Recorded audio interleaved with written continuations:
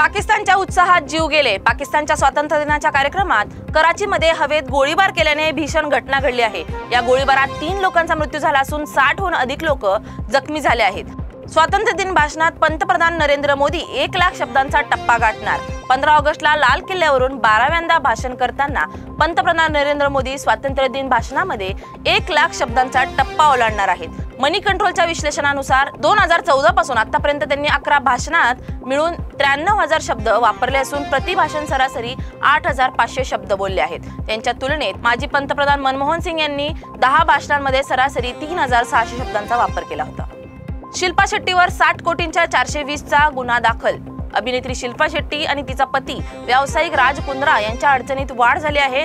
मुंबई पोलिसांनी दोघांवर 60 कोटी रुपयांचा फसवणुकीचा गुन्हा दाखल केला आहे। एका मुंबई स्थित व्यावसायिकाने त्यांच्यावर बेस्ट डील टीव्ही कंपनीच्या माध्यमातून आर्थिक फसवणूक केल्याचा आरोप केलाय।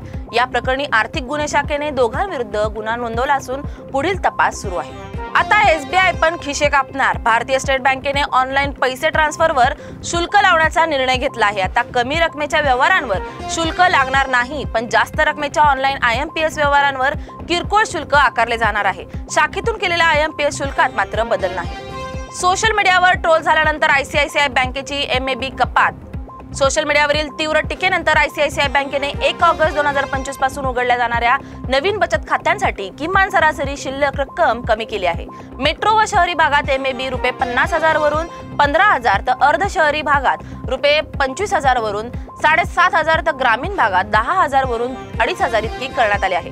पगार खाते, ज्येष्ठ नागरिक, BSB DA, प्रधानमंत्री जनधन योजना व विशेष गरजांच्या खात्यांनाही सूट राहील। किमान शिल्लक न ठेवल्यास कमतरतेच्या 6% किंवा रुपये 500 यापैकी कमी इतका दंड आकारला जाईल। खाटू श्याम भक्तांचा अपघात, 11 जण मृत।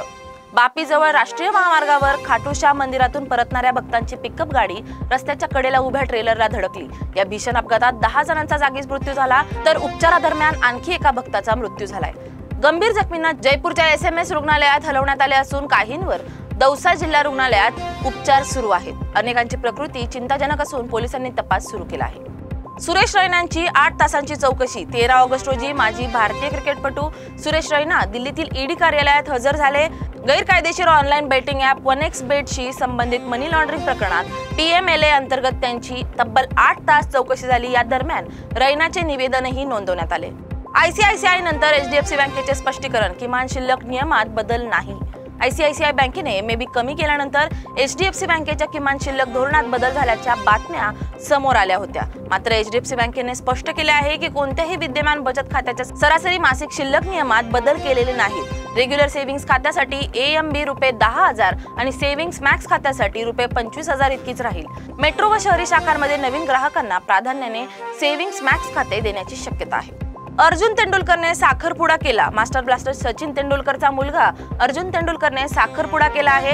मुंबईचा उद्योगपती रवी घई यांची नात सानिया चंडोक हिच्याशी अर्जुनने बुधवारी साखरपुडा केला। या सोहळ्याला जवळचे मित्र आणि कुटुंबीय उपस्थित होते।